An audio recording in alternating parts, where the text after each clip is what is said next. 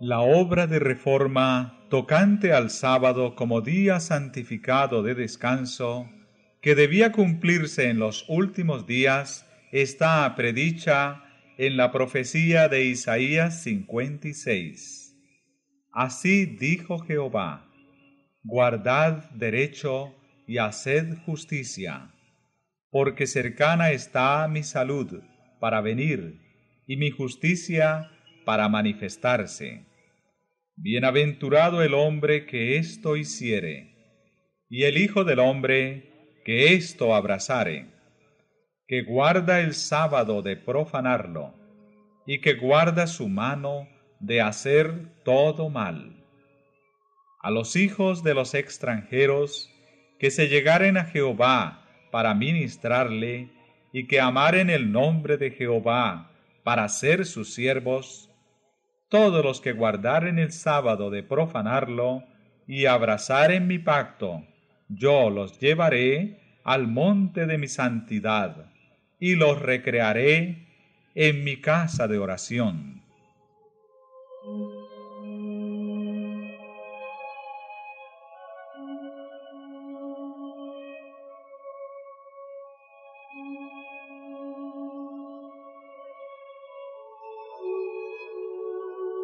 Estas palabras se aplican a la dispensación cristiana, como se ve por el contexto.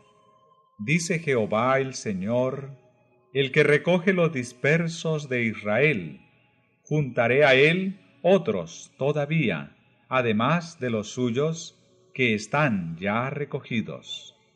Aquí está anunciada de antemano la reunión de los gentiles por medio del Evangelio. Y una bendición se promete a aquellos que honren entonces el sábado. Así que la obligación del cuarto mandamiento se extiende más acá de la crucifixión, de la resurrección y ascensión de Cristo, hasta cuando sus siervos debían predicar a todas las naciones el mensaje de las buenas nuevas. El Señor manda, por el mismo profeta: ata el rollo del testimonio y sella la ley entre mis discípulos. El sello de la ley de Dios se encuentra en el cuarto mandamiento. Este es el único de los 10 mandamientos que contiene tanto el nombre como el título del legislador. Declara que es el creador del cielo y de la tierra, y revela así el derecho que tiene para ser reverenciado y adorado sobre todos los demás. Aparte de este precepto, no hay nada en el Decálogo que muestre qué autoridad fue la que promulgó la ley. Cuando el día de reposo fue cambiado por el poder del Papa, se le quitó el sello a la ley. Los discípulos de Jesús están llamados a restablecerlo, elevando el sábado del cuarto mandamiento a su lugar legítimo como institución conmemorativa del Creador y signo de su autoridad.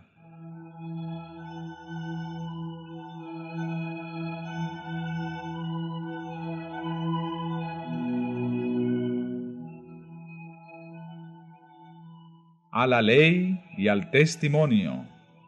Aunque abundan las doctrinas y teorías contradictorias, la ley de Dios es la regla infalible por la cual debe probarse toda opinión, doctrina y teoría.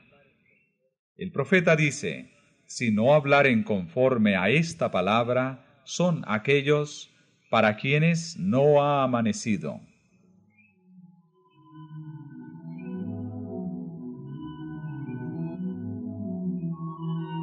También se da la orden: clama a voz en cuello, no te detengas. Eleva tu voz como trompeta, declara a mi pueblo su transgresión, a la casa de Jacob sus pecados. Los que deben ser reconvenidos a causa de sus transgresiones no son los que constituyen el mundo impío, sino aquellos a quienes el Señor designa como mi pueblo. Dios dice además: y con todo, me buscan de día en día, y tienen deleite en aprender mis caminos, como si fuera nación que obra justicia, y que no abandona la ley de su Dios.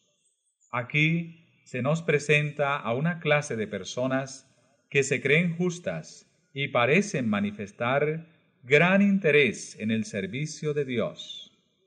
Pero la severa y solemne censura del escudriñador de corazones prueba que están pisoteando los preceptos divinos.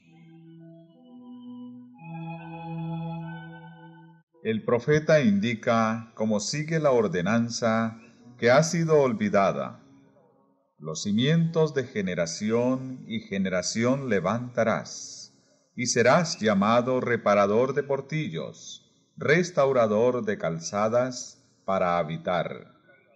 Si retrajeres del sábado tu pie, de hacer tu voluntad en mi día santo, y al sábado llamares delicias, santo, glorioso de Jehová, y lo venerares, no haciendo tus caminos, ni buscando tu voluntad, ni hablando tus palabras. Entonces te deleitarás en Jehová. Esta profecía se aplica también a nuestro tiempo. La brecha fue hecha en la ley de Dios, cuando el sábado fue cambiado por el poder romano. Pero ha llegado el tiempo en que esa institución divina debe ser restaurada. La brecha debe ser reparada y levantados los cimientos de muchas generaciones.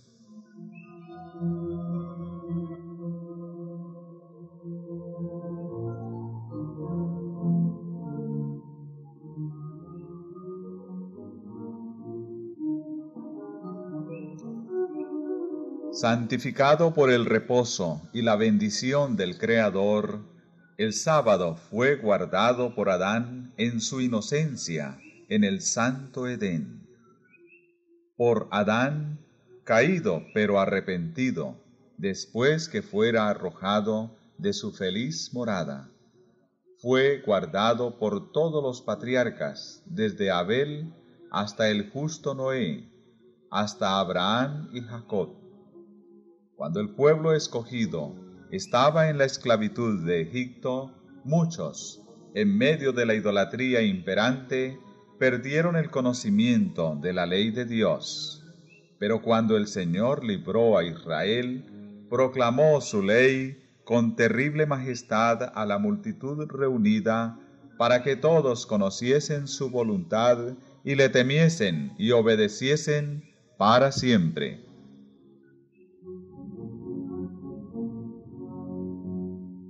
Desde aquel día hasta hoy, el conocimiento de la ley de Dios se ha conservado en la tierra, y se ha guardado el sábado del cuarto mandamiento. A pesar de que el hombre de pecado logró pisotear el día santo de Dios, hubo, aún en la época de su supremacía, almas fieles escondidas en lugares secretos que supieron honrarlo. Desde la Reforma, hubo en cada generación algunas almas que mantuvieron viva su observancia. Aunque fue a menudo en medio de oprobios y persecuciones, nunca se dejó de rendir testimonio constante al carácter perpetuo de la ley de Dios y a la obligación sagrada del sábado de la creación.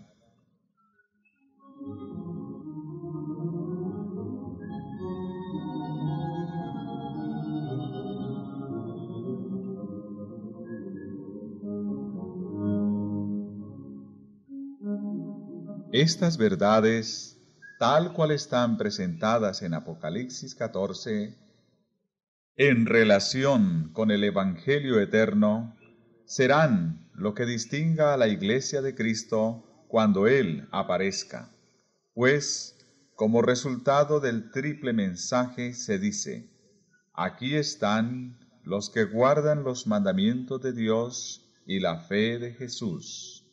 Y este es el último mensaje que se ha de dar antes que venga el Señor.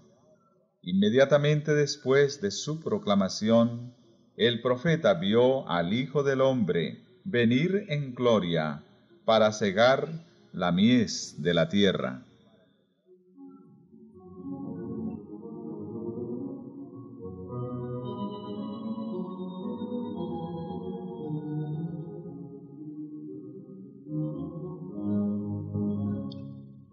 Los que recibieron la luz relativa al santuario y a la inmutabilidad de la ley de Dios, se llenaron de alegría y admiración al ver la belleza y armonía del conjunto de verdad que fue revelado a sus inteligencias.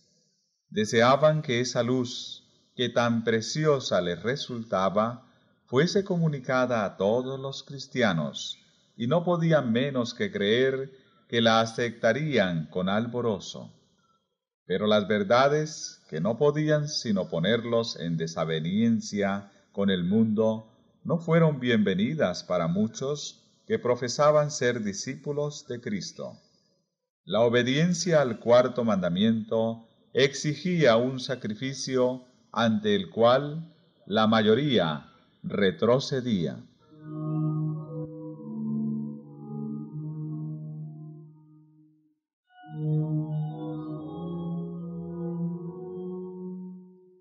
Cuando se presentaban las exigencias del sábado, muchos arguían desde el punto de vista mundano, diciendo: siempre hemos guardado el domingo, nuestros padres lo guardaron, y muchos hombres buenos y piadosos han muerto felices observándolo.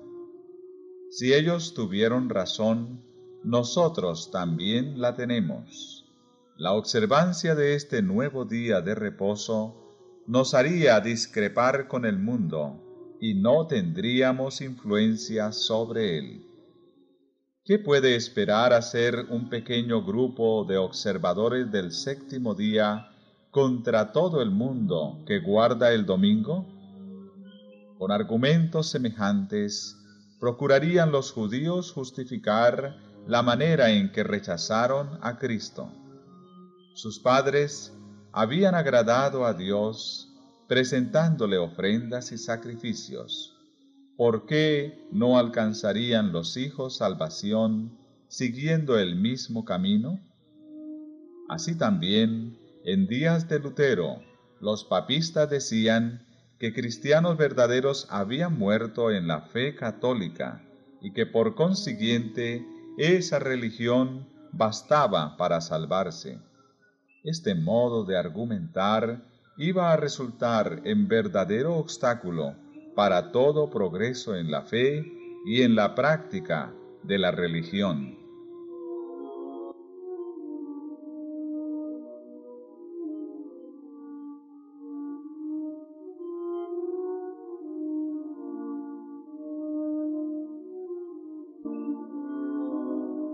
Muchos insistían en que la observancia del domingo había sido una doctrina establecida y una costumbre muy general de la Iglesia durante muchos siglos.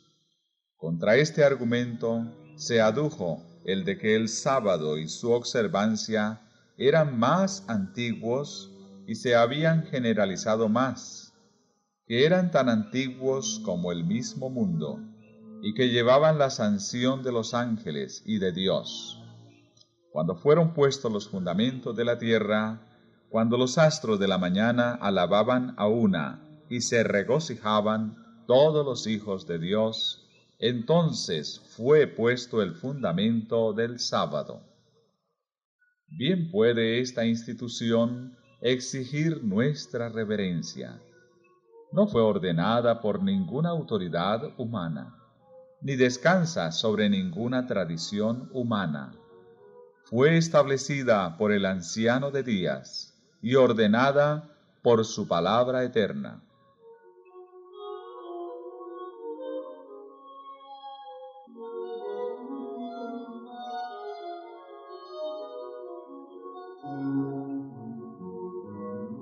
Cuando se llamó la atención de la gente a la reforma tocante al sábado, sus ministros torcieron la palabra de Dios, interpretándola del modo que mejor tranquilizara los espíritus inquisitivos.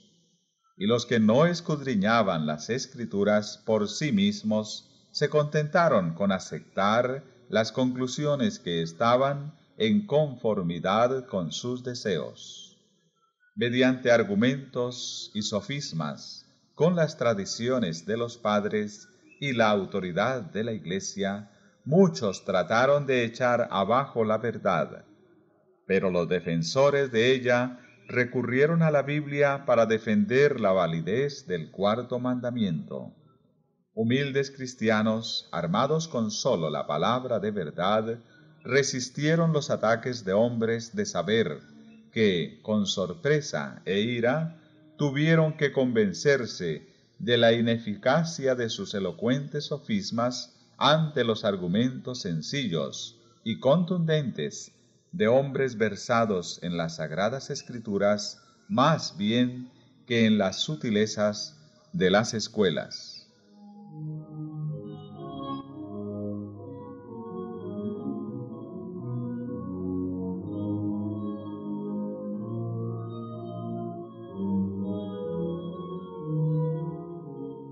A falta de testimonio bíblico favorable, muchos, olvidando que el mismo modo de argumentar había sido empleado contra Cristo y sus apóstoles, decían con porfiado empeño: ¿por qué nuestros prohombres no entienden esta cuestión del sábado? Pocos creen como vosotros. Es imposible que tengáis razón y que todos los sabios del mundo estén equivocados.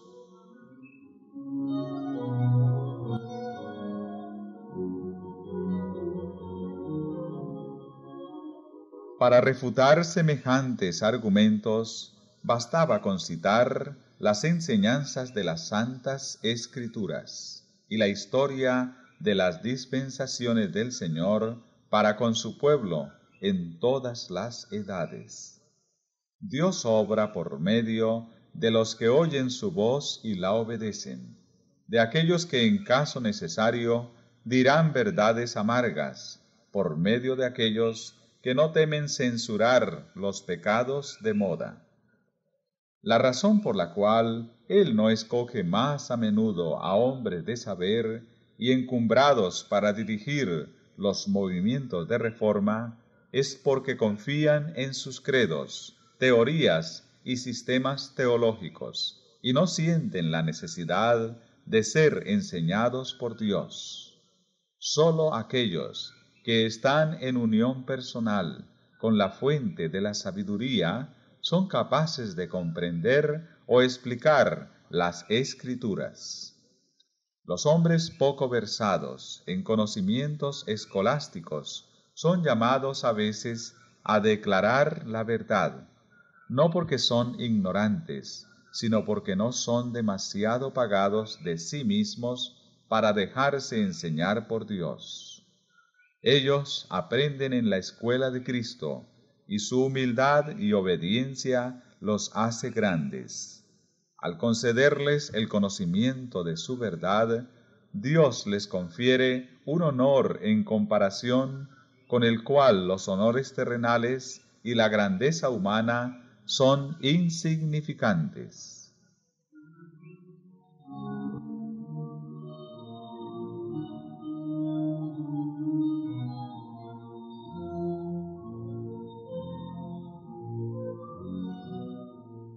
La mayoría de los que habían esperado el advenimiento de Cristo rechazaron las verdades relativas al santuario y a la ley de Dios, y muchos renunciaron además a la fe en el movimiento adventista para adoptar pareceres erróneos y contradictorios acerca de las profecías que se aplicaban a ese movimiento. Muchos incurrieron en el error de fijar por repetidas veces una fecha precisa para la venida de Cristo. La luz que brillaba entonces respecto del asunto del santuario les habría enseñado que ningún periodo profético se extiende hasta el segundo advenimiento, que el tiempo exacto de este acontecimiento no está predicho. Pero habiéndose apartado de la luz, se empeñaron en fijar fecha tras fecha para la venida del Señor, y cada vez fueron chasqueados.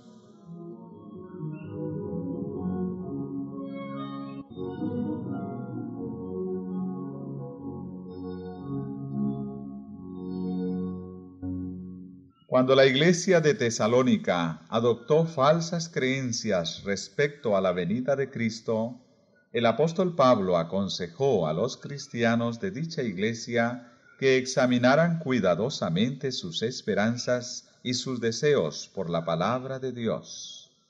Les citó profecías que revelaban los acontecimientos que debían realizarse antes de que Cristo viniese, y les hizo ver que no tenían razón alguna para esperarle en su propio tiempo.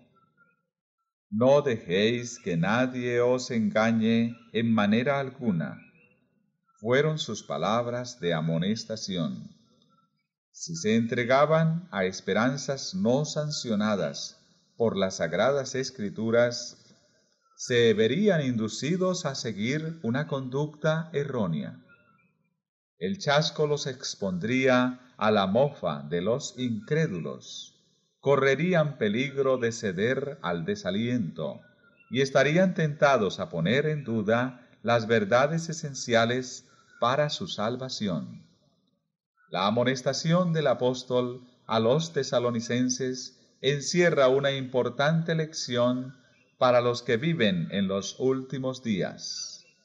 Muchos de los que esperaban la venida de Cristo pensaban que no podían ser celosos y diligentes en la obra de preparación a menos que cimentaran su fe en una fecha definida para esa venida del Señor.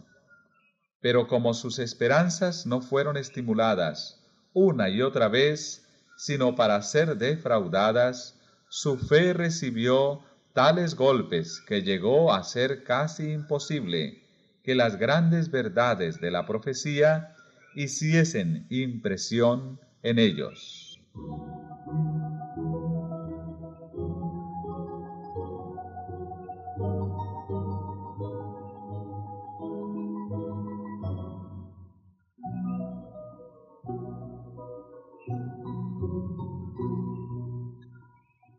La mención de una fecha precisa para el juicio en la proclamación del primer mensaje fue ordenada por Dios.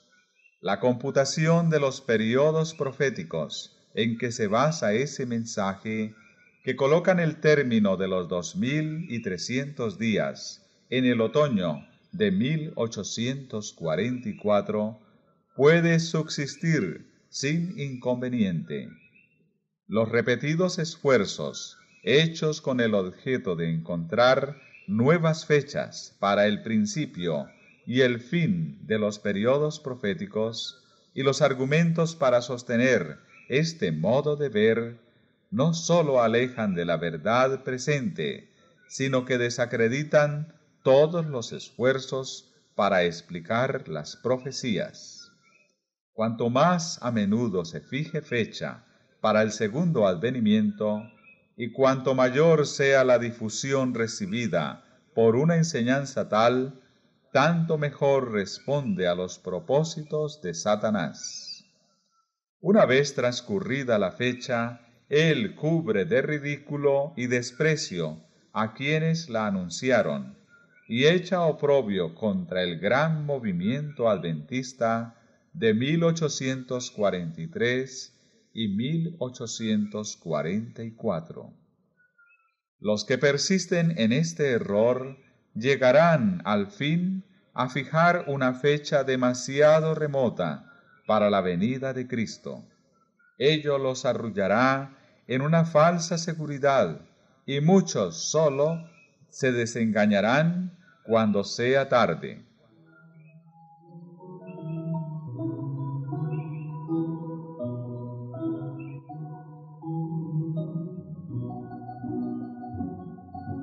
La historia del antiguo Israel es un ejemplo patente de lo que experimentaron los adventistas.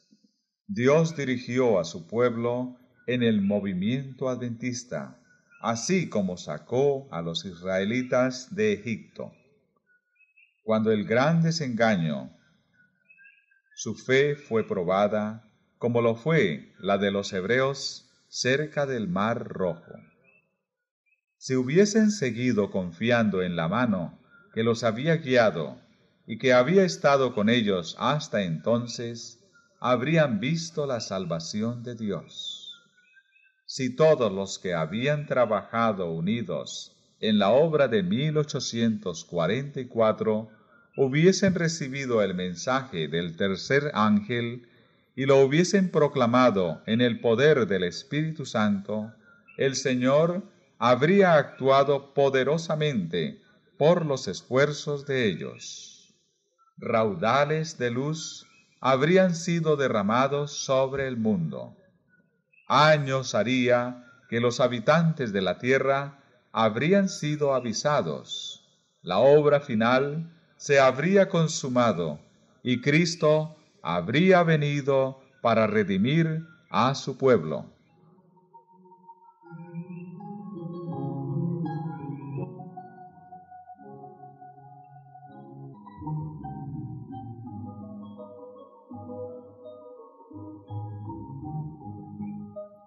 No era la voluntad de Dios que Israel peregrinase durante 40 años en el desierto.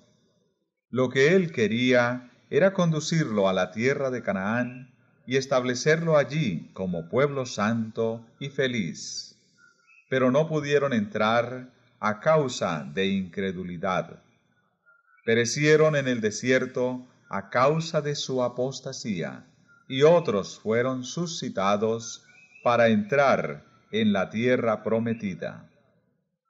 Asimismo, no era la voluntad de Dios que la venida de Cristo se dilatara tanto, y que su pueblo permaneciese por tantos años en este mundo de pecado e infortunio. Pero la incredulidad los separó de Dios. Como se negara a hacer la obra que le había señalado, otros fueron los llamados para proclamar el mensaje. Por misericordia para con el mundo, Jesús difiere su venida para que los pecadores tengan oportunidad de oír el aviso y de encontrar amparo en él antes que se desate la ira de Dios.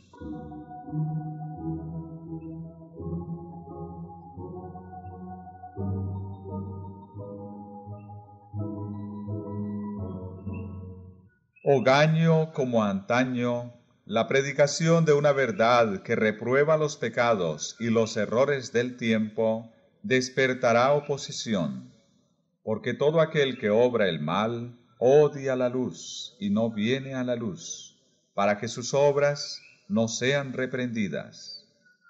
Cuando los hombres ven que no pueden sostener su actitud por las sagradas Escrituras, muchos resuelven sostenerla a todo trance, y con espíritu malévolo atacan el carácter y los motivos de los que defienden las verdades que no son populares.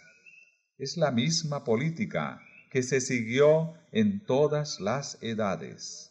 Elías fue acusado de turbar a Israel, Jeremías lo fue de traidor, y San Pablo de profanador del templo. Desde entonces hasta ahora, los que quisieron ser leales a la verdad fueron denunciados como sediciosos, herejes o cismáticos. Multitudes que son demasiado descreídas para aceptar la palabra segura de la profecía, aceptarán con ilimitada credulidad la acusación dirigida contra los que se atreven a reprobar los pecados de moda.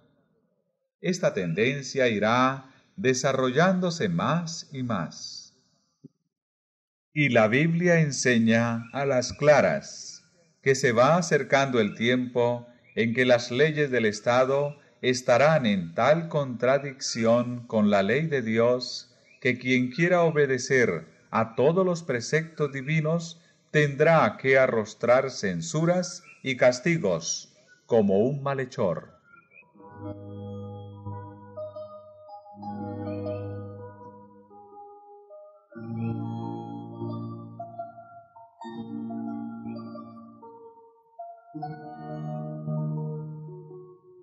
En vista de esto, ¿cuál es el deber del mensajero de la verdad? Llegará tal vez a la conclusión de que no se debe predicar la verdad, puesto que a menudo no produce otro efecto que el de empujar a los hombres a burlar o resistir sus exigencias. No. El hecho de que el testimonio de la palabra de Dios despierte oposición no le da motivo para acallarlo, como no se lo dio a los reformadores anteriores. La confesión de fe que hicieron los santos y los mártires fue registrada para beneficio de las generaciones venideras. Los ejemplos vivos de santidad y de perseverante integridad llegaron hasta nosotros para inspirar valor a los que son llamados ahora a actuar como testigos de Dios. Recibieron gracia y verdad, no para sí solos, sino para que, por intermedio de ellos, el conocimiento de Dios iluminase la tierra. ¿Ha dado Dios luz a sus siervos en esta generación? En tal caso, deben dejarla brillar para el mundo.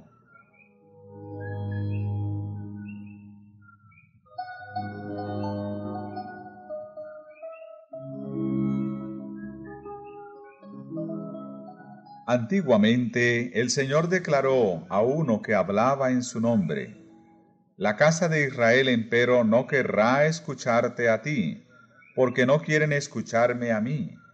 Sin embargo, dijo: les hablarás mis palabras, ora que oigan, ora que dejen de oír. Al siervo de Dios en nuestros días se dirige la orden: eleva tu voz como trompeta, declara a mi pueblo su transgresión, a la casa de Jacob sus pecados.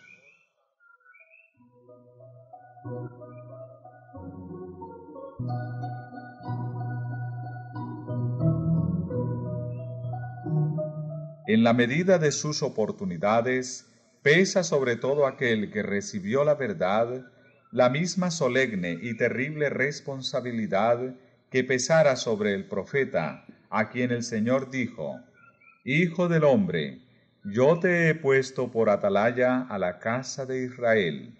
Por tanto, oirás de mi boca la palabra, y les amonestarás de mi parte.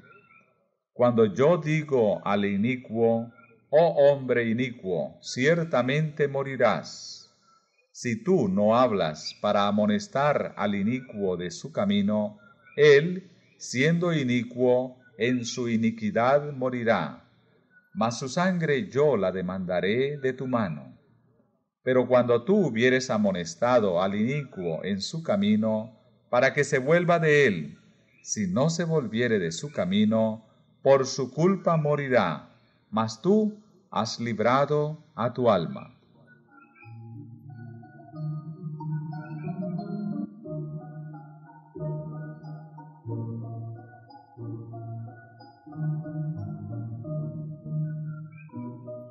El gran obstáculo que se opone a la aceptación y a la proclamación de la verdad es la circunstancia de que ella acarrea inconvenientes y oprobio. Este es el único argumento contra la verdad que sus defensores no han podido nunca refutar. Pero esto no arredra a los verdaderos siervos de Cristo. Ellos no esperan hasta que la verdad se haga popular. Convencidos como lo están de su deber, aceptan resueltamente la cruz, confiados con el apóstol Pablo en que lo momentáneo y leve de nuestra tribulación nos obra un sobremanera alto y eterno peso de gloria. teniendo, como antaño Moisés, por mayores riquezas el vituperio de Cristo que los tesoros de los egipcios.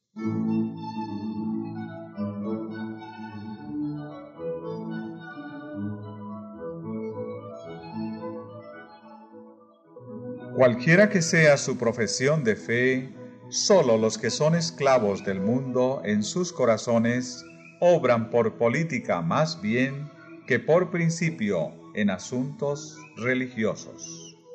Debemos escoger lo justo porque es justo y dejar a Dios las consecuencias. El mundo debe sus grandes reformas a los hombres de principios, fe y arrojo. Esos son los hombres capaces de llevar adelante la obra de reforma para nuestra época.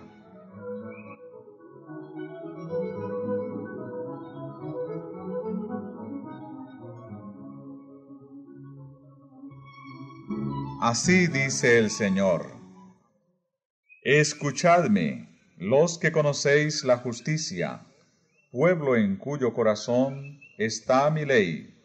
No temáis el vituperio de los hombres, ni os acobardéis con motivo de sus ultrajes, porque como a un vestido los consumirá la polilla, y como a lana los consumirá el gusano.